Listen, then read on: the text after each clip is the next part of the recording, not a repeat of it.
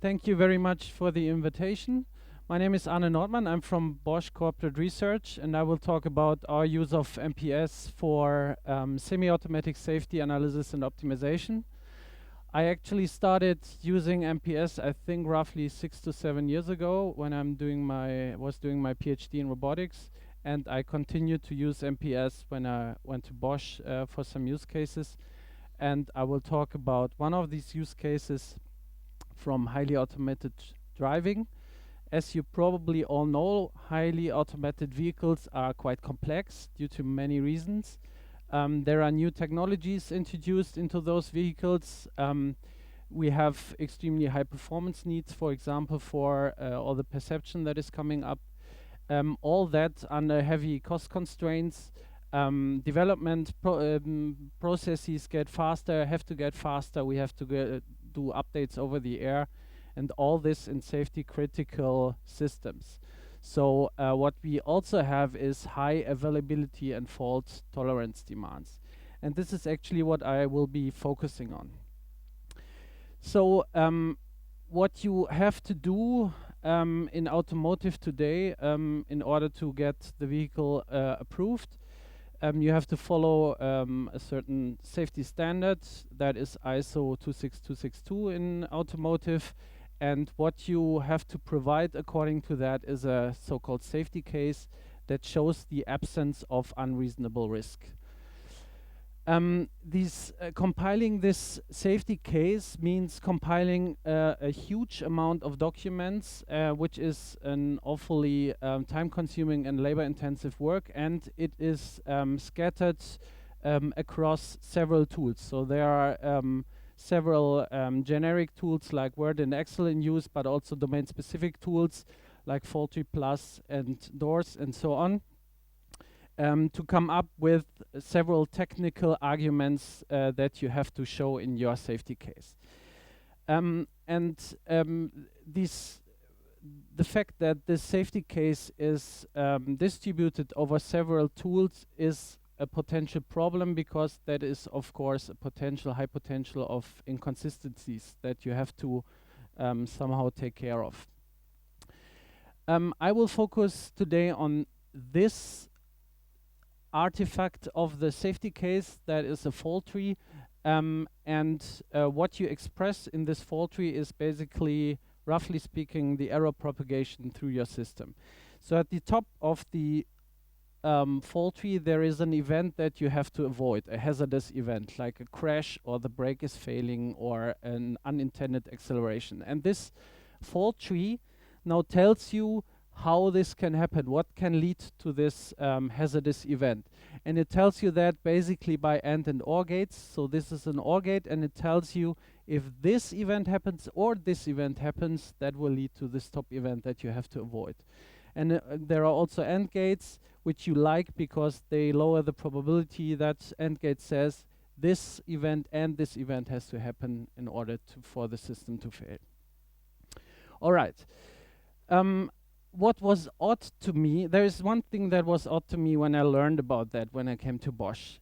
We have lots of systems engineering and modeling in automotive, and these are several architectures we found in the business units. They all use some kind of different flavor, I would say, of SysML, but these are all SysML diagrams, activity diagrams, internal block diagrams, and so on. So we have to deal with all these different flavors. But what was odd to me is that these system models and the fault tree is not linked. So you design your system as a system model, and then you sort of model your system again in this fault tree, because all the components of your system are somewhere also hidden in this fault tree, and those are not linked.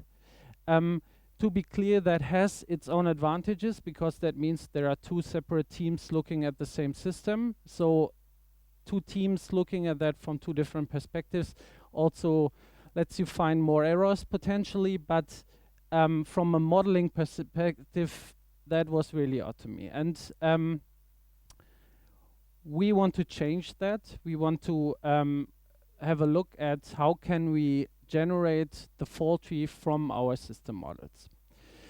And the way we are doing that is by using component fault trees. That is actually work that was done already 2003 in academia. And what you are doing is you have your system model. That is a really simple example in SysML of a vehicle with perception. So we have cameras, a computer that is basically computing torque to the wheel and to the motor, and then passing that to a powertrain and steering component. This is a block definition diagram. You probably know that, and this is the internal block diagram that has, for example, this camera block is 2 times instantiated in this internal block diagram. And what we are doing now is, due to the component fault trees idea, is we attach an error model to those components, to those SysML blocks. So this is a component fault tree, a really simple one, and you read it as follows. So these are references to the ports, to the input and output port of the component. A yellow triangle means an error at the input, and black triangle means error at the output, and this component fault tree just passes the error through. So it tells me if there is an error on the input of the component, the output will also be erroneous. And we can do that now for all of these components. This is now a slightly more complicated component fault tree. You can see the AND and OR gates I was talking about. So this says if the camera image on the one input is blurry and on the other input is blurry, then I have a blurry image. So both have to happen in order for this event, intermediate event, to happen.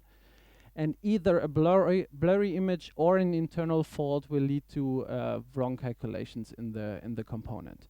This blue dot is a basic event, what you call basic event in a component fault tree that has a probability. So or potentially a probability distribution, so I know how often this basic event happens. All right, I do that for all of my components. And what we want to do with that, of course, is generating the entire system fault tree in the end. And I will show you in some minutes how we do that. But first, what I was showing you is already that those are snippets from our MPS-based IDE. So these are our graphical editors, and I'm going now roughly through the languages and the editors we are seeing here. So what we, of course, had to do is we had to come up with some kind of SysML language in our MPS. We don't model the entire SysML. We just focus on the parts that we think we are necessary in order to express what we need to express. What we also did, we sort of derived 3 different SysML flavors that are slightly more domain specific. So this is a language that, those are languages that extend our SysML language for describing functional architectures, hardware architectures, and software architectures, but in the background it's still so mappable to SysML. And we have the component fault tree language that references the SysML, because we have to reference the ports when we describe the component fault trees.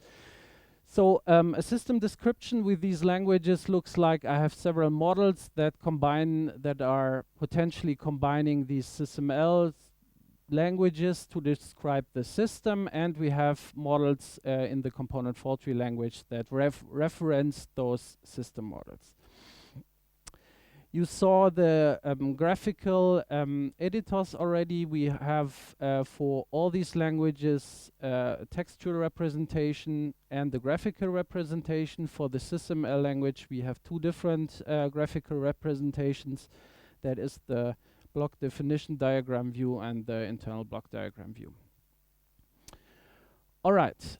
We integrated that, as I said, in what we call the DASP workbench. That doesn't matter too much. It's an internal abbreviation. But it's our IDE integration of all these languages. We base this on MPS 2017.3 currently and integrate the embedded platform for several aspects.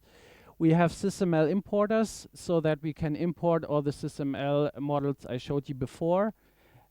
We can then, because we have this component fault tree language integrated, annotate those imported architectures with the error model. And then we have generators to generate those system artifacts that we want to have for the safety analysis. For example, the system fault tree.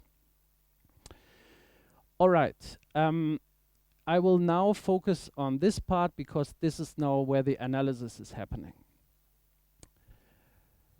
So what we want to have is, if we have, again, this simple example, if we have the component fault trees described, we have the events. This is an output event in one of the component fault trees. What we want to have, we want to know what is the error probability of this event. What is the probability of this event to happen? Because this is the event that we have to avoid. So we have an intention for that, and when I'm clicking on that, what is happening is this is actually triggering a third-party tool in the background, which does the analysis and then lifts that up into back in our model.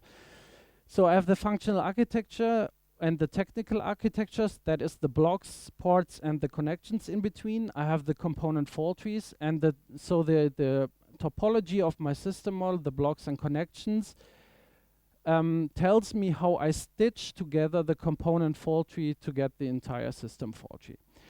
That is done in generators, of course. We have several generators, for example, for XMI, for model exchange. The system fault tree is generated in an open XML format for system fault trees. And we generate several more artifacts that you need for the safety case. What is then also happening is, once the generation process is finished, the external tool is called on the output, calculates the error probabilities, and then we read it back into our model, so that I then have in my component fault tree the probability according to my current system model of this event to happen. All right. What is another advantage of this is, of course, while doing this, we are not only using the analysis tool, but the artifacts that are generated in order for the tool to work can also now be looked into by the typical domain tools that the safety expert in automotive are using. This is, I think, Fault Tree Plus, and this is the FMEA tool that Bosch is using. So while we're doing that in MPS, the process of generating the system fault tree, the safety expert can look at the results in his or her tool of his or her liking. All right. I promised you also optimization. What can happen is that we see in the analysis that the error probability is not low enough, right? The event is happening too often according to our analysis. What we get from the system fault tree is not only the probability of the event, but we also get the critical components. We can see in the system fault tree which component is contributing to this error most, or where do I have a single point of failure in my system. Basically, that is what you're interested in. So what we do, that is also known in the literature since several years, we try to describe patterns that you can apply to your architecture that manipulate your architecture in a way that it gets safer. There are several safety patterns known to automotive and to several other domains. And we collected those safety patterns and we formulated those safety patterns as transformations on the model. So model transformations are then building our safety pattern catalog. A typical and a really simple pattern is usually you duplicate the component that is a single point of failure in your system. You duplicate it and you put a voter behind that, so you can see are those two duplicates calculating the same thing. All right.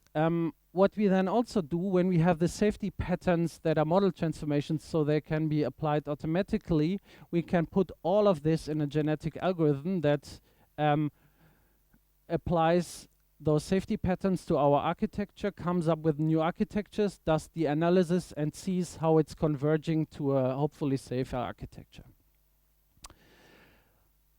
I show you how one of these safety patterns works, the modular redundancy I was talking about. So let's say I identified this component to be my critical component. I can see that in the system faulty.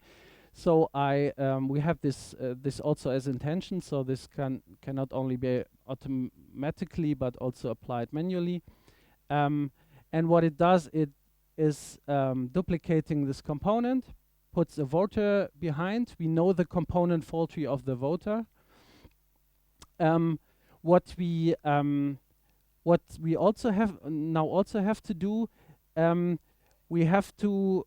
These are software components, and they are deployed to a certain core where they calculated. So there is the hardware mapping is already here in this annotation. What we now also have to avoid when we duplicate a component, that it's running on the same core, because then a failure of the core would still be a single point of failure. So we did the same thing that we did with the fault tree analysis tool. We did with a Bosch internal tool that does this software hardware mapping automatically. So again, we have an action that now generates into an XML format the software architecture, the hardware architecture, calls a tool that does an optimal mapping of the software to the hardware. It's not surprisingly comes up with the idea that one goes on core 1, the other goes on core 2, and the voter goes on a safety core because it has to be, well, extra safe. And this is now done manually, but can be, of course, done automatically. What we now can also do, we can let this run for several minutes, hours, days, whatever, and what the machine comes up with is potentially hundreds of architectures that we can again analyze. So this is now a plot of several architectures we found in a particular use case. So on the x-axis, this is a really simple metric to find sort of the complexity of the architecture. This is just counting the components and connections, so really a dumb metric, but it's okay for now. And this is the probability of a certain hazardous event to happen. And the advantage of that is, of course, while a human expert when designing this architecture would potentially find this architecture, by systematically exploring the entire design space of this architecture, we can see there is actually an architecture that is where the error probability is much lower and even the system complexity is lower. All right. That was our use case. Now I thought I talk about MPS for a few minutes and our lessons learned, so to speak. So the first question, is MPS the right tool to perform model-based safety analysis and optimization? As I just showed you, I think no. I don't think so. But was MPS the right tool to prototype model-based safety analysis and optimization? I think so. What I want to say is, I think we could really explore this entire field in MPS really well. When we started, we didn't know what kind of languages and language integration we need, what kind of editors we want to have, what we need to check, and so on. So I think for this prototyping, MPS was the right choice, and I think I would choose it again for this very use case. I collected, since this is a meetup and we're talking about MPS and we continue to do so. I collected some feedback, some things we learned about MPS. So as I said, I like how you can do fast language prototyping with MPS. I think the integration of all those aspects is really nice, and you are really fast if you know your ways around MPS. So coming up with a language with reasonable editors, generators, and some kind of model checking is you can do it within hours and not days or weeks, but you have your ways around MPS. That is a disadvantage of MPS, the learning curve, or as a colleague of mine likes to say, the learning wall that you run to. Also the odd editing experience. So this learning wall hits you when you want to develop a language in MPS. This learning curve regarding the editor experience that hits more the users of your language. You have to invest quite much to get a fluent editor experience, as we already heard some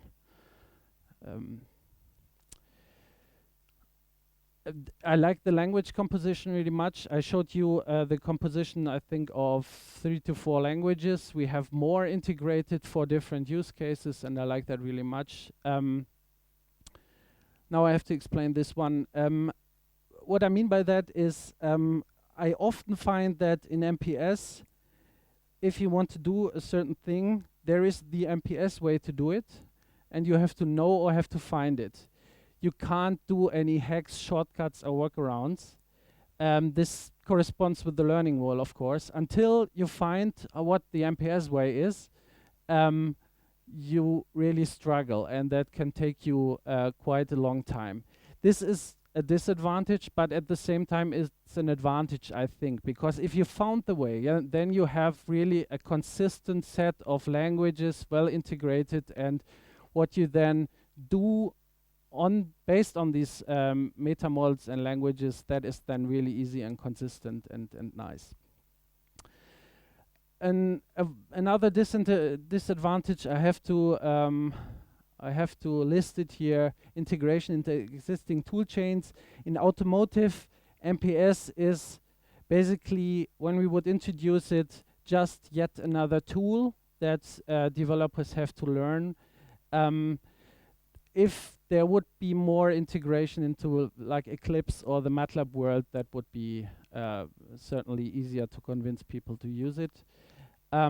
Deployment is a struggle. Another more technical point. So we do it, we build our plugins and we integrate it in an IDE, but there are several times that we struggled with that, with certain features that we integrated, putting all the actions in it and icons and so on. So that is a bit of a struggle. I skip your question for a second because that's it. So thank you.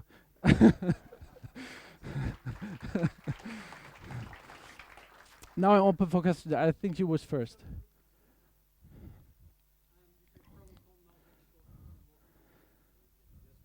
Mm-hmm.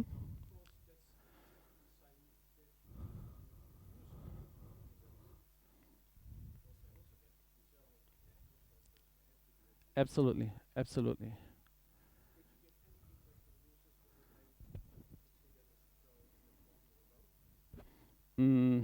So from user perspective, I think it's almost exclusively a struggle. So the thing is, if you design your textual editor well, then it happens to look like a textual editor, and then users expect that it feels like a textual editor, and it does not.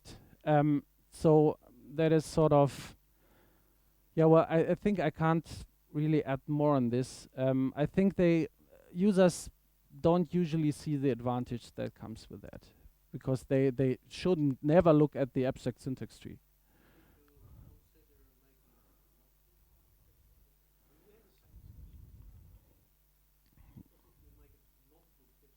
Mm-hmm.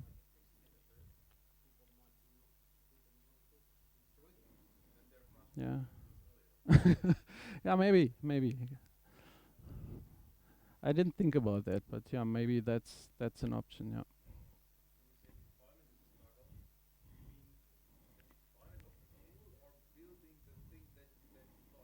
Building the thing that I then deploy. Yeah.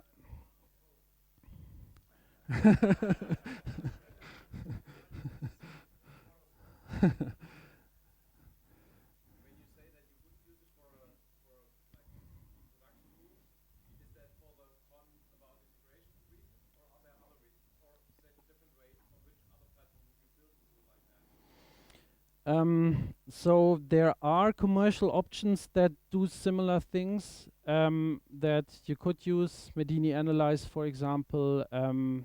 There is a Siemens tool that actually uses component fault trees. So these are options. I think some of our ideas still have to be integrated into those. There are several reasons why I wouldn't necessarily choose MPS. One thing is, but that is now more project related, we explored, while building that, we explored this entire method and understood what we need. So you would have to do it again anyway.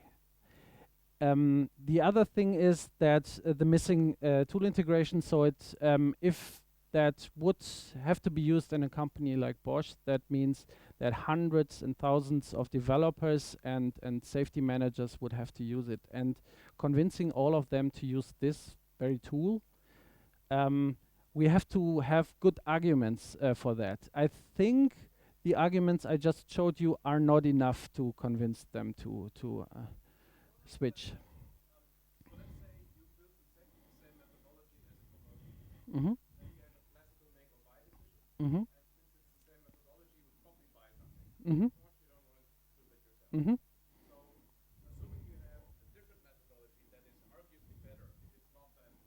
Mm-hmm. Mm-hmm.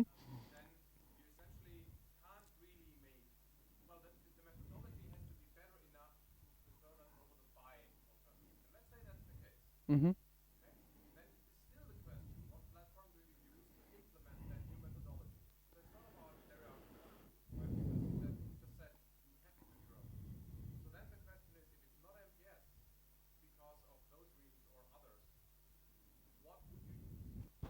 That's a hard question. I yeah. I think I don't have an answer to this. Yeah.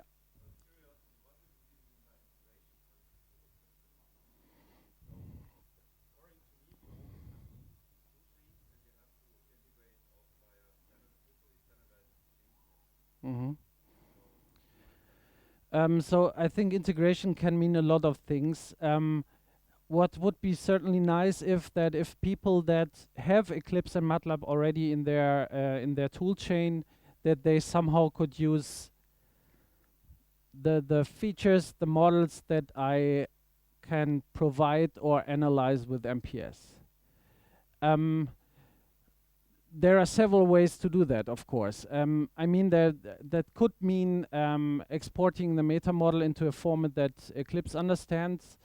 That could mean importing MATLAB models into MPS and so on. So these kind of integrations, but I'm not sure if that would actually be a good solution to do that, because then you come up with a whole lot of importers and exporters, and most of the time you lose stuff when converting. But so this is lowering the hurdle for users to get hooked into this by integrating into the tools they already have and are used to, I would say.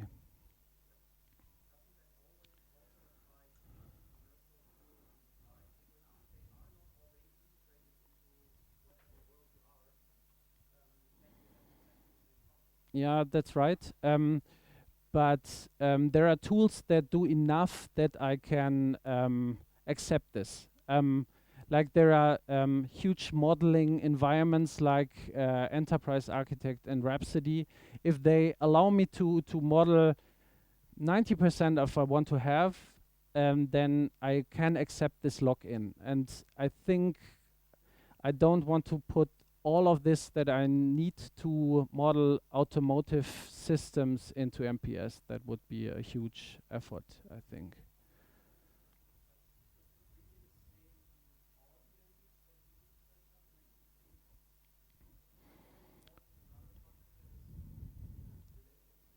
Mm-hmm.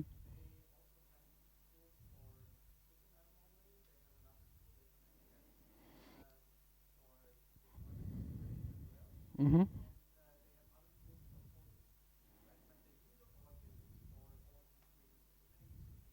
Mm-hmm.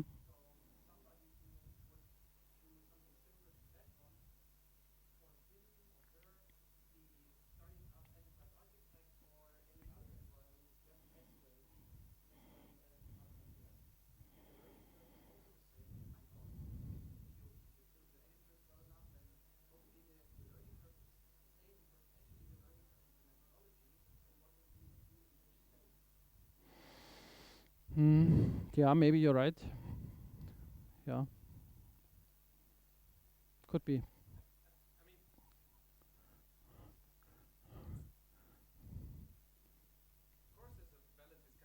Mm-hmm. Yeah.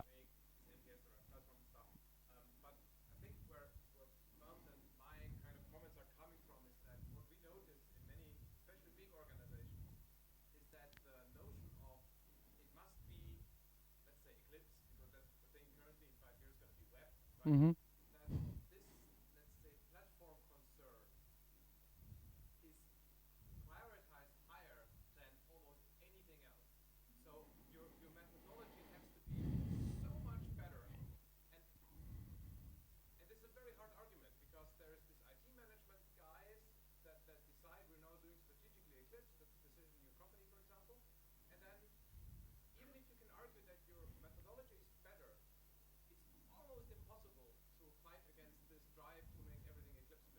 Yeah.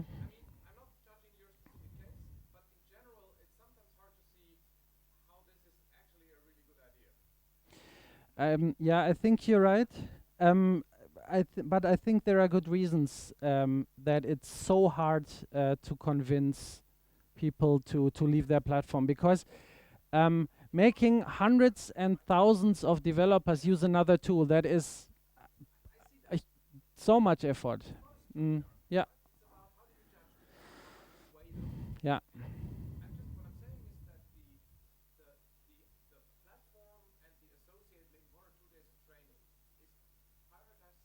Mm-hmm. Yes, and I think because of that, the way is probably to integrate with other platforms, to sort of slowly hooking into that. But well, that's a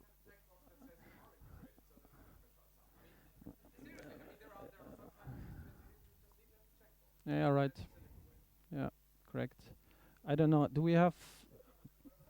Okay. Yeah.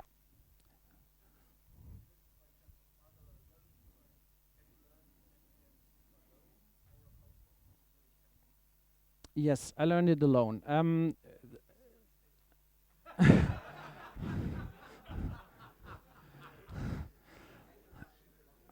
I absolutely agree with that. I don't know which. I started with MPS 2.2, I would say, or 2.3.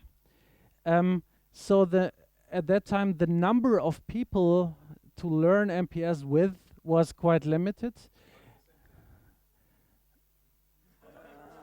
I was in Bielefeld, right, at Bielefeld University, and at in the setting I was in, there wasn't that much an option to like get consulting. But I absolutely agree. So it's much easier if you do it with several people. Yeah. Thanks again.